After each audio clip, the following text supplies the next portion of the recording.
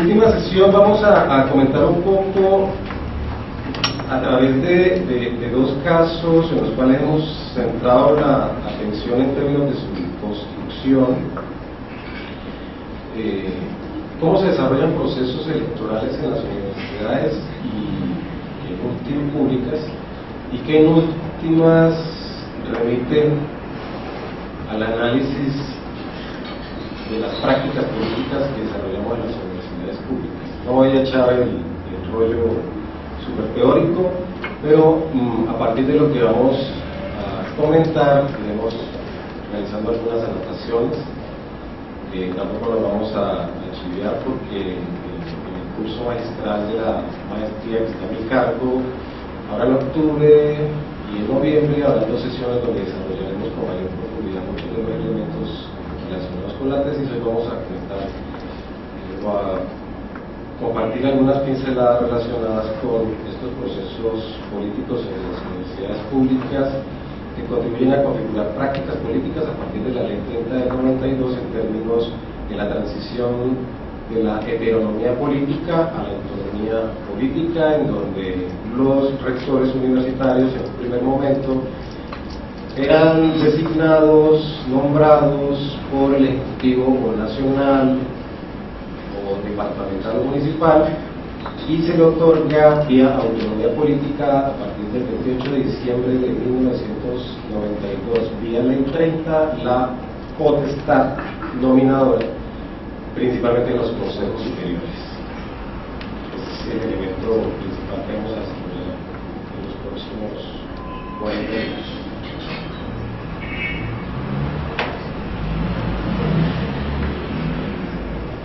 En un primer momento hay que mirar cómo está configurado ese escenario, en tanto que el mismo configura un espacio para el ejercicio, para la práctica, para la interacción, la concomitancia, entre relaciones de fuerza a partir de los agentes que ocupan políticamente estos escenarios y las relaciones de sentido que se van instituyendo en medio de las prácticas políticas de las universidades públicas.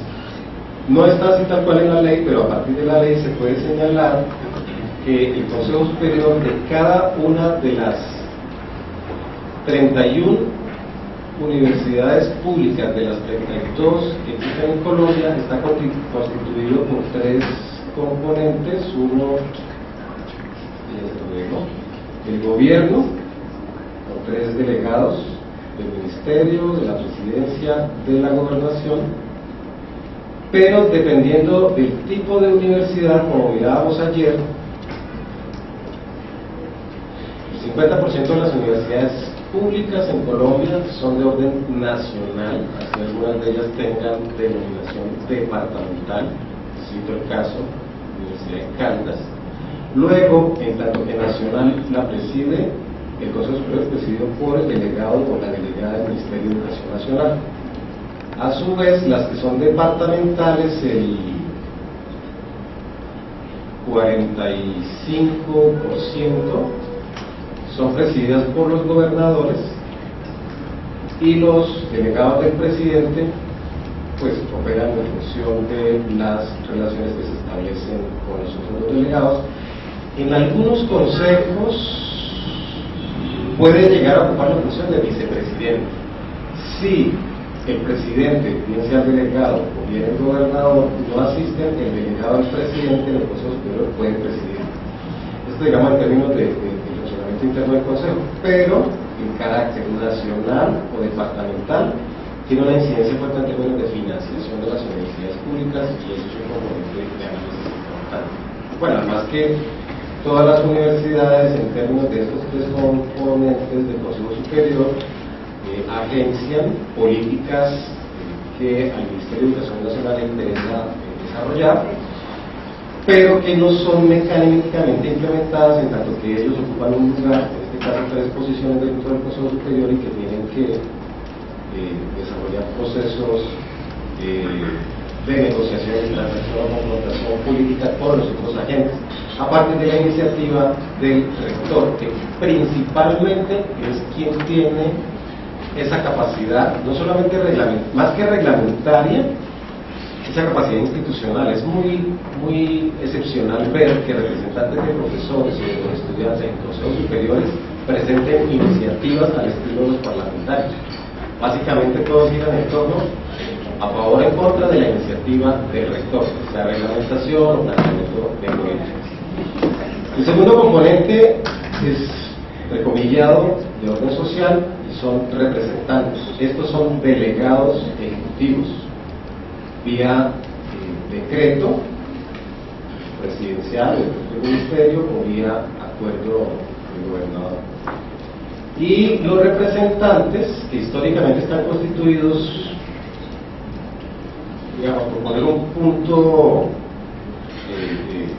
de inflexión, se consagran en 1980 vía del decreto de ley 80 del 80, con la elección de estamentos en las universidades, que ahorita vamos a ver, pero que en la ley 30 se plantea que existen 3 representantes. Uno, como ya se comentó ahora, el sector social, en este caso sector productivo, que principalmente corresponde a los gremios, y hay diferentes formas mediante las cuales el representante del sector productivo llega a cada consejo superior según la especificidad de cada universidad. En algunos casos, las departamentales, el gobernador presenta una terna de candidatos ante el Consejo Superior y hay un conjunto de negociaciones y acuerdos para tratar de establecer quién llega ahí. En otros casos es el rector el que presenta las ternas, en otros casos el Consejo Académico, o sea, no hay una única manera. Y otra, la asociación de gremios del departamento donde está la universidad también puede plantear candidatos y cada universidad escoge según las reglas del Consejo Superior establecidas para tal efecto. El segundo componente de este bloque son los exrectores universitarios. Allí, si bien la ley no lo expresa de esa manera, en muchos de los estatutos de las 32 universidades, 31, vamos a dejar la escuela Almirante Padilla por fuera, 31, en muchos de los estatutos establecen que el exrector universitario debe ser exrector de la misma universidad.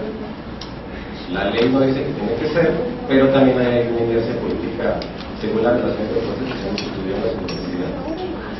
Y finalmente, de este segmento están los egresados, que fueron incorporados en los consejos superiores en 1980 por el decreto ley de esa época, al amparo de facultades extraordinarias otorgadas al presidente.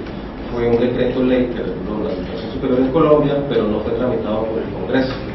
Fue expedido por Zafurvay Ayala en uso de facultades extraordinarias otorgadas por la Constitución. El último componente es, digamos, el más clásico, histórico, también de representaciones. Aquí, en algunas ocasiones, los rectores implican asambleas de procesos electorales, hay elecciones con votaciones para escoger el representante de los ingresados, e históricamente donde se ha caracterizado procesos electorales es en la selección de los representantes de profesores y de estudiantes. También a partir de 1980 se instituye representantes de directivas académicas que principalmente han sido decanos o un directivo escogido por los consejos académicos, y los consejos académicos son presididos por los rectores. Eso tampoco genera una relación mecánica, sino indica el tipo de relación de fuerza que se instituye en todo este proceso. Eso ocurre para 30 universidades públicas. Con la Universidad Nacional de Colombia ocurre una situación totalmente distinta. Bueno, distinto. Tiene un decreto presidencial mediante el cual se reglamentó en 1993 toda la disposición institucional, y en este acápite solamente vamos a señalar la composición para hacer el contraste. Uno, está conformado por el ministro de Educación Nacional, quien es quien lo preside. Tiene 2 integrantes designados por el presidente de la República. Uno de ellos debe ser egresado de la misma Universidad Nacional, y ya tenemos 3. Un ex rector de la Universidad Nacional, y allí se organizó una asamblea entre ex rectores para escoger su representante ante el Consejo Superior, y eso ha configurado un espacio también de relación de fuerzas importante. El cuarto lugar está un miembro del Consejo de Educación Superior, que es el órgano creado por la Ley 30, como órgano asesor del Ministerio de Educación Nacional, pero a partir de terna presentada por el Consejo Nacional de Ciencia y Tecnología, o sea, con científicos, investigadores consagrados y consumados en el espacio. Aquí, el siguiente, un miembro del Consejo Académico, que es jerárquicamente sería el segundo consejo, después del Consejo Superior, sería la segunda autoridad colegiada de la universidad. Mientras el Consejo Superior define políticas generales, financieras, de presupuesto, el Consejo Académico define las políticas de desarrollo académico internas en cada una de las universidades. Un profesor, un estudiante, escogido por su respectivo gremio, sector, estamento, y el rector también asiste al Consejo Superior, pero, aquí faltó incorporarlo, pero a diferencia del rector de las demás universidades públicas regidas por la Ley 30, que solamente tiene voz y no voto, aquí el rector de la Nacional tampoco tiene voto, pero ejerce la vicepresidencia del Consejo Superior. Marca una orientación específica para la Universidad Nacional de Colombia y para el resto de las 30 universidades públicas, otra estructura. Y ahí hay un conjunto de elementos que se pueden desagregar en términos de investigaciones, por ejemplo, porque aquí sí hay sector productivo, aquí lo que hay es un sector científico, cuál es la idea que subyace a esta orientación y la que subyace a esta, y habría que mirar pues la forma en que se han establecido relaciones políticas históricamente entre el Estado y la Universidad Nacional de Colombia. ¿Cuáles son los mecanismos de nominación rectoral en Colombia en las universidades públicas? En una pesquisa realizada en enero de 2012 y que fue consignada ya con algún detenimiento en la tesis, encontramos lo siguiente: todas las universidades públicas, en orden alfabético, el Consejo Superior tiene la potestad nominadora, es el que designa, elige, nombra finalmente todas las universidades, porque así lo estipula la Ley 30, incluyendo el decreto 1210 del 93 de la Universidad Nacional, pero dicha potestad en su realización, en su ejecución, según la historia y trayectoria de cada universidad, marca diferencias. Y no hay un único modo que caracterice, por ejemplo, a las universidades de una región.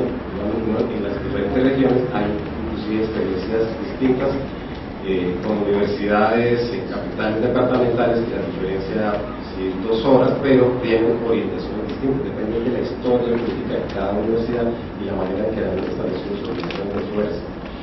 La gran mayoría de las universidades, además de esta potestad nominadora del Consejo Superior, está ubicada en la consulta.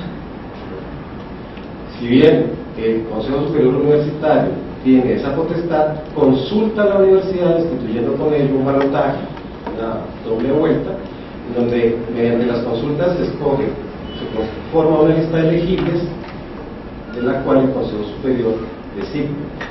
Hay otro mecanismo que es el de postulación, bien sea por los miembros del Consejo Superior, o del Consejo Académico, o del Consejo Electoral, o de la comunidad universitaria, o mediante recolección de firmas.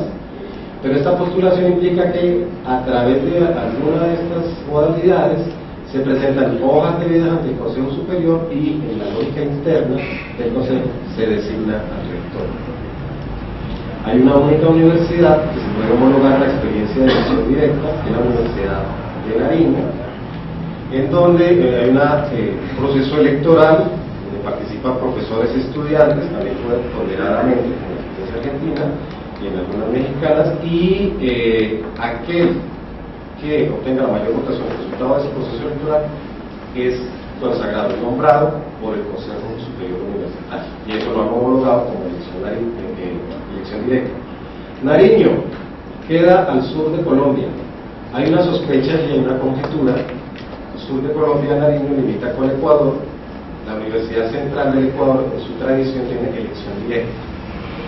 Es una proximidad geográfica que permite conjeturar algunos elementos de orden histórico que, cuando podamos precisar esta universidad como objeto estudio, en su construcción, para investigarla, podremos establecer cuáles son las relaciones entre las dos. Bueno, y hay que mirar la historia del siglo XIX, cómo se fue configurando esa relación. Lo que señalaba ahorita, bueno, aquí me consultó hace tiempo. Hay unas universidades que realizan consultas, digamos, los ovalados son postulaciones, y los rectángulos son consultas. Claro que señalaba ahora. Aquí, por ejemplo, estas universidades muy próximas a la costa tienen experiencias diferenciadas, y estas que están en el sur del país tienen experiencias diferenciadas. La pregunta que se instaló desde ayer sobre reelección de rectores. Antes de la ley 30 del 92, en la época de la heteronomía política, los rectores, cuando eran nombrados por el presidente, gobernador o alcalde, como es el caso de la Universidad Distrital, la de orden municipal, los rectores duraban en sus cargos, siendo de periodo, no tenían periodo fijo, siendo nombrados por el Ejecutivo, tenían una duración en sus cargos no mayor al periodo de aquel que lo nombraba, que en Colombia son 4 años. Hasta ahí llegaron. Algunos duraban menos de un año. Había movilizaciones, manifestaciones, protestas. De hecho, el último rector de la Universidad Pedagógica Nacional, nombrado por el Ejecutivo, precisamente fue nombrado para tratar de apaciguar algunos conflictos que había en ese momento en la universidad, que habían llevado a ejercer la rectoría en ese momento, renunciar. Pero a partir de la ley 30 del 92, en ejercicio de la autonomía política de las universidades públicas, se instituyó y se consolidó el proceso de reelección de rectores. Reglamentariamente, en la mayoría de ellas está permitida, o sea, está consagrada como tal. El rector puede ser reelegido. En otras no lo señala, y en otras señala que puede ser por una vez o por 2 ocasiones, y en otra ni lo afirma ni lo niega, pero se hace. Entonces, la mayoría de ellas tiene procesos reconocidos de reelección, permitidos reglamentariamente, y esa ha sido una regularidad de la política. Entonces encontramos que ya no hay rectores que hayan tenido un periodo de 2 o 3 años, sino que, como comentaban inclusive los colegas de la Universidad de Antioquia, que nosotros también señalamos, desde 2000, 2001 hay rectores en el cargo hasta el presente, y 2015, como se observará a continuación. En 15 universidades de las 31 que observamos, el mínimo periodo inicia hacia el presente 2000. Si rastreáramos de 2000 a 1992, encontraríamos que también hubo un proceso de reelección de rectores. Alguien señalaba en la época del gobierno de Uribe que como Uribe había sido reelegido, pues se había hecho reelegir, entre comillas, entonces en las universidades públicas los rectores también se hacían reelegir, y no. Esta es una inercia instituida en 1992 y 2013, el corte que se plantea aquí, en donde hubo rectores reelegidos, pero por un periodo. Entonces encontramos, en términos generales, rectores de corta duración con 2 periodos, o sea, una reelección consecutivos.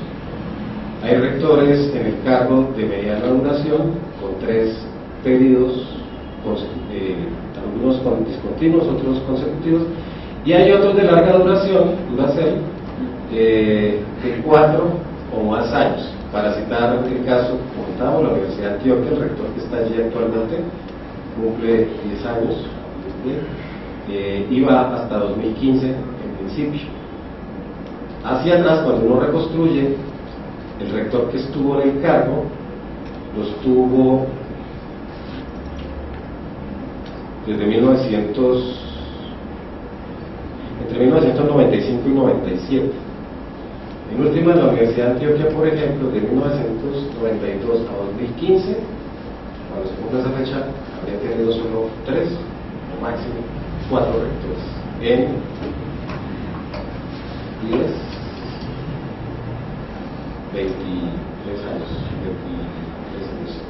Bueno, y esto implica entonces que ya no es una anormalidad, esto se constituye en una regla del campo, una regla jurídicamente consagrada, pero que en la práctica política de las universidades ha configurado una pregunta, y es cómo se consolidan los grupos de poder que reproducen ciertas prácticas que garantizan ese esquema, y además habría que establecer su relación, como lo planteamos ayer, con las políticas de desarrollo institucional.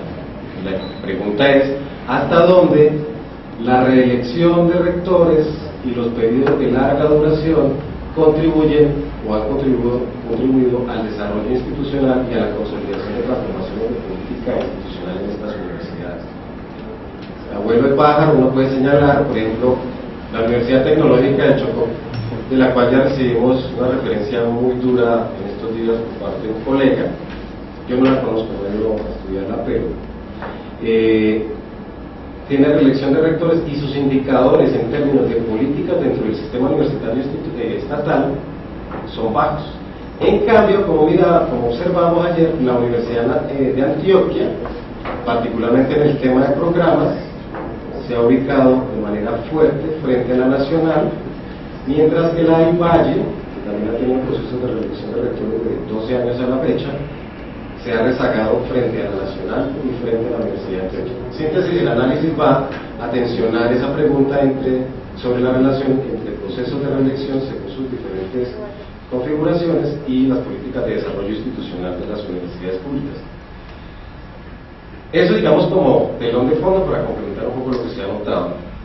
En cuanto al caso de la pedagógica, en ese contexto, muy rápido, se puede señalar entonces que el Consejo Superior, en su conformación, antes de la Ley 30, presenta algunas características que expresa ciertas significaciones de política, pero también ciertas comprensiones sobre el lugar que debía ocupar la Universidad Pedagógica Nacional en ese momento, vista desde aquí. Y habían 2 composiciones principales, externos e internos, en cuanto a integrantes del Consejo Superior. Los externos, en los estatutos, consignados en los estatutos generales del 72 hasta el 79, que principalmente eran 2, uno del 72, después hubo una reforma del 79, 5 con integrantes externos: Ministerio de Educación Nacional, el presidente de la República tenía 2 delegados, el director del IFE de la época, un representante de la Conferencia Episcopal, un representante de ASCUN, asociado con las facultades de educación, década de los 70. E internamente, un representante de los decanos, representación histórica, profesores y estudiantes, e igual, una inercia también aquí política decimonónica, el rector con voz y sin voto. ¿Qué pasa con el decreto 80 del 80, expedido con miras a regular las universidades públicas y la configuración de sus consejos superiores? De 2 delegados del presidente se pasa a 1 y se conserva esa posición con la del ministerio. Desaparece la del director del ICFES, de la Conferencia Episcopal, el delegado de ASCUR. Se incorpora el alcalde de Bogotá. ¿Por qué? No sabemos, habría que profundizar el estudio en términos de archivos. Hay una dificultad con el archivo en el acceso a ciertas actas de la época. Cuando se investiga casos, cuando se construyen casos en universidades, es una lotería poder acceder a archivos documentales organizados. Entonces es un experimento, pero esa es la pregunta que nos sigue rondando: ¿por qué se incorpora el alcalde de Bogotá? Se incorpora el representante de los egresados y se conservan los 3 anteriores. Con la Ley 30 de 1992, que da como resultado la expedición del primer reglamento, el Estatuto General, en 1993, para ponerse a tono con la universidad, con la Ley 30, encontramos que desaparece el representante, el delegado del alcalde de Bogotá, se incorpora el representante del gobernador de Cundinamarca. También había que mantener la pregunta: ¿por qué? En tanto que la Universidad Pedagógica es nacional y las universidades nacionales no tienen delegados y representantes de autoridades territoriales. Bueno, en términos de legal, se incorpora el delegado al gobernador de Cundinamarca, el representante del sector productivo y el exrector de universidad pública, según lo que se había planteado. Lo siguiente es esto en cuanto al Consejo Superior, su conformación dentro del contexto de nominación rectoral. Los otros órganos colegiados de dirección de la universidad es la clásica, Consejo Académico en Colombia, consejos de facultad y consejos departamentales. Alguien preguntaba en algún momento, una universidad que se declara o la plantean como uniprofesional, ¿cuál es la justificación de la existencia de facultades y departamentos en términos de que las facultades y departamentos corresponden a la diferenciación disciplinar y profesional, etc.?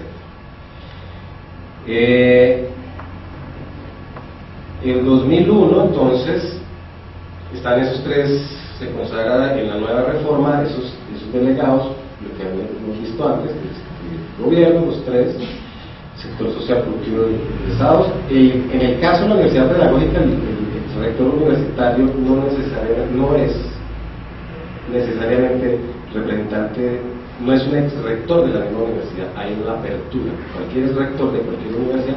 Y cuando uno mira la composición de consejos superiores de las otras universidades públicas, se identifica que aquí ha habido también un proceso de profesionalización.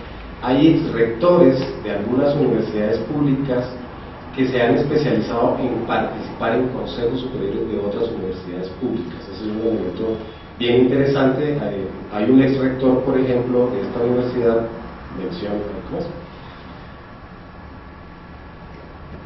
digo el milagro, pero no el santo, hace parte actualmente del Consejo Superior de otras dos universidades públicas en Bogotá, y eso implica también un grado importante de profesionalización sobre el cual habría que profundizar en otro momento. La nominación rectoral del 92 a 2012 en la pedagógica tiene los siguientes componentes. Uno, ha tenido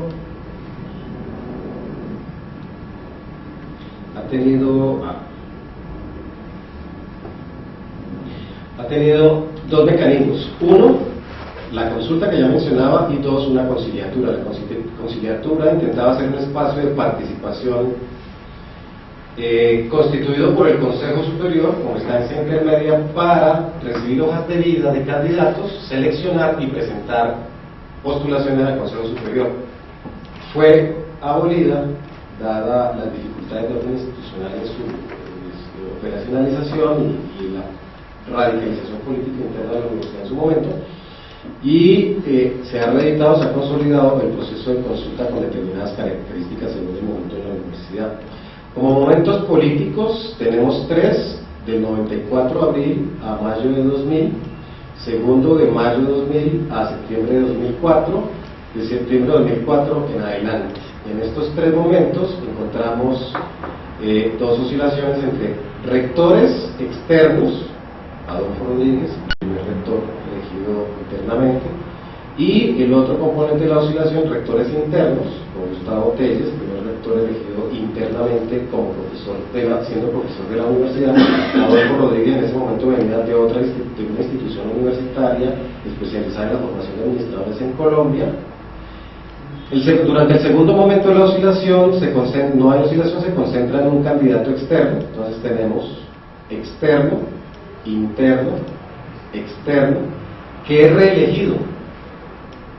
Gustavo Telles también fue reelegido, no en proceso de consulta, sino mediante procesos internos del Consejo Superior, encargado durante 2 periodos, hasta completar 5 en el cargo aproximadamente. Y Óscar Ibarra es reelegido de externo, internamente se consolida en el proceso electoral vía la nominación. Por ello, en 2004 es designado hasta que en 2010, febrero, renuncia, se inicia un proceso electoral en la universidad, consulta, que da como resultado en junio el nombramiento de Juan Carlos. De esto, ¿qué tenemos? Que esta experiencia en la universidad pedagógica, en términos generales, ha establecido una relación interesante en términos de la profesionalización política de los que aspiran al cargo versus la competencia que se instituye como capital y competencia entre los que están allí, y que esta competencia y esta profesionalización marcan una tensión fuerte en términos de rectores externos y rectores internos. A diferencia, por ejemplo, al hacer una comparación pero sin un contraste genérico con experiencias como la que planteaba Romualdo esta mañana, encontramos que aquí hasta Juan Carlos Orozco como candidato de interno, profesor, se va consolidando un proceso de profesionalización que inició con Gustavo Telles, pero se acentúa con Juan Carlos Orozco, quien llega al cargo después de 20 años de ejercer diferentes cargos en la universidad, después de haber sido egresado. Claro, una precisión metodológica. Aquí mencionamos los nombres no en tanto que la persona en sí, sino el lugar que ocupa en una posición política. No se habla de la persona, se habla del cargo que en el momento es ocupado. Precisión de orden metodológico por su caso. Igual con los demás nombres, y que es una perspectiva metodológica en la investigación, cómo se construyen los agentes, que es un trabajo relacionado con la construcción de individuos epistémicos y no una alusión a individuos empíricos. Toda la investigación es siempre tenemos esa precisión. Entonces, apenas empieza, como dicen en la experiencia mexicana, la institucionalización política, y de las perspectivas que trabajamos apenas está en un proceso de profesionalización que implica el desarrollo de unos mínimos para la generación de una competencia en su doble composición técnica y política. A nivel de políticas, entonces esta universidad, retomando una regularidad discursiva en los entrevistados de esta universidad, ¿cuál ha sido la apuesta principalmente de 1997 en adelante, con todo y la dificultad que hubo entre 2006 y 2008? Blindar a la universidad como estrategia de autonomía universitaria, como estrategia y como práctica política relacionada con la autonomía universitaria. Todos los entrevistados, Consejo Superior, candidatos, en la visita que realizamos a finales del año pasado, referían la necesidad de proteger a la universidad y distanciarla de la injerencia del gobierno departamental y de los políticos del departamento. La Universidad de Magdalena era un fortín político del gobernador, quien es el presidente de la misma, pero a partir de 1997 empezó un proceso que lo denominaron refundación de la universidad, que implicó volcar la universidad hacia la ciudad y el departamento para configurar las necesidades de la región que contribuyeran a establecer un plan de desarrollo decenal vía su transformación. No preguntaron en una encuesta si la universidad era importante, no. Organizaron con autoridades del municipio, con autoridades del departamento, con la ciudadanía, con organizaciones civiles, encuentros en diferentes lugares de la ciudad del departamento para preguntar cuál era el lugar y qué tipo de universidad debía ser. Eso obviamente implicó que la visibilidad de la universidad en términos de los elementos que Romualdo refirió ahora, que fueron posicionados de los 90, por ejemplo, la pertinencia o el lugar político de la universidad en términos de la formación profesional y su relación con el conocimiento, llevaron a que se iniciara ese proceso de transformación, 1997. 15 años después, hoy en día hay una actitud conservadora para garantizar que lo que se ha hecho durante esos 15 años fortalezca, blindar a la universidad. Un elemento concreto, imperceptible, difícilmente documentable, pero que circula dentro de las relaciones entre algunos políticos y las universidades públicas en algunas regiones del país. Bueno, también algunas universidades de Bogotá, una que otra. Los políticos en negociaciones, transacciones, algunos políticos en sus negociaciones y transacciones con los rectores o con algunos rectores, cuando negociaban presupuestos había una transacción académica vía cupos. Pues los políticos o visitaban a los rectores o enviaban emisarios o en algunos espacios determinados sugerían aspirantes para ingresar a las carreras más prestigiosas de las universidades. y oh sorpresa, por cosas de la vida, esos sugeridos estudiaron en la Universidad de Extremadura. Había una política transaccional complicada en eso. ¿Qué hicieron? Por ejemplo, para subsanar, evitar, no estoy diciendo que la Universidad de Magdalena se hiciera, pero para evitar ese tipo de situaciones, los exámenes de ingreso a la Universidad de Magdalena los hace la Universidad Nacional de Colombia. O sea, sacaron ellos y con eso rompieron una relación perversa que posiblemente se pudiera generar como un elemento característico de este proceso. Entonces esa es una experiencia de lo que la refieren y esa es la regularidad. Por eso, a partir de la anulación de esta injerencia, entonces desarrollaron otros procesos en el nombramiento del rector, empezaron un proceso de transformación vía reconocimiento de la crisis presupuestaria. El primer rector que fue nombrado, o el segundo rector que fue nombrado vía consulta, montaje, renunció, duró 2 meses en el cargo.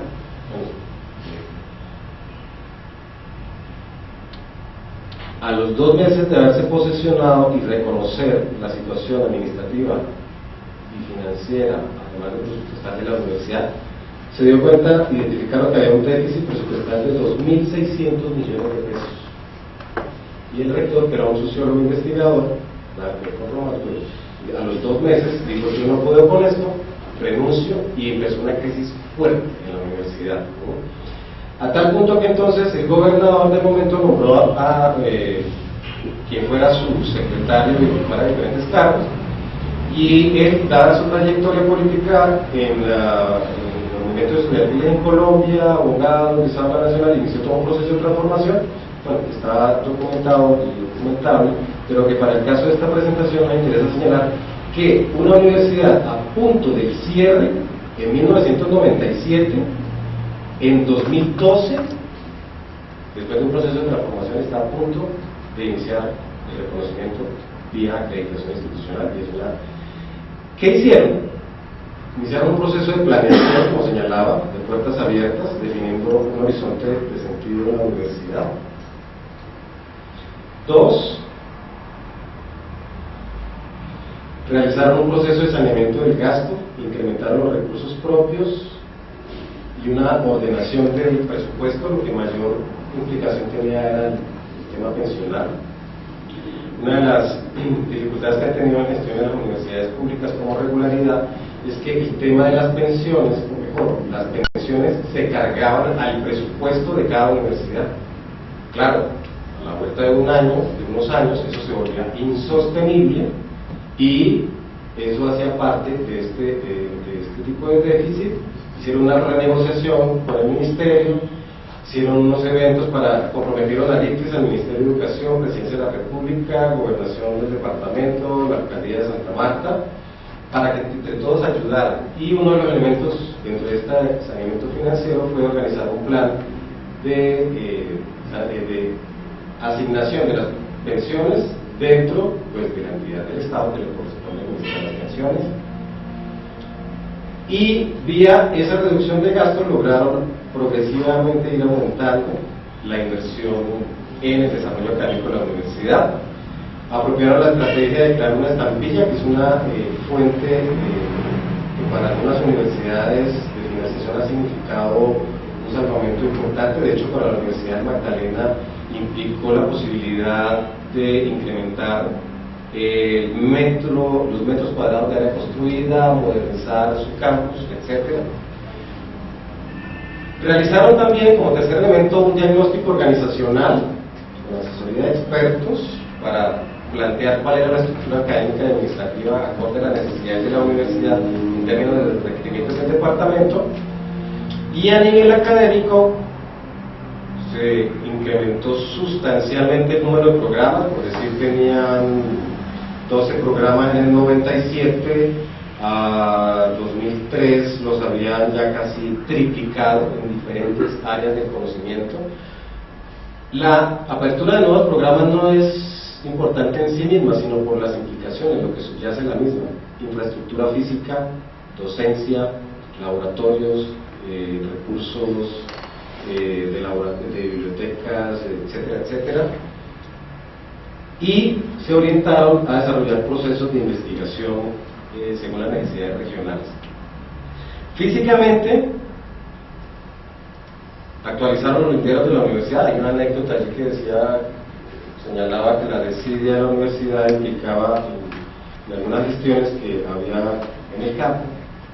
Había una alambrada que era el límite con el barrio, y en algún momento alguien muy hábil vendió terreno de la universidad y creó una urbanización, y poco a poco les iban robando terreno a la universidad.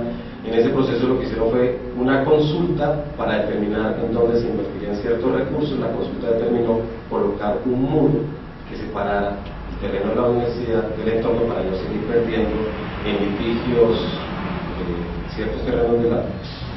Y allí se terminaron construyendo edificios de laboratorios, aulas y demás.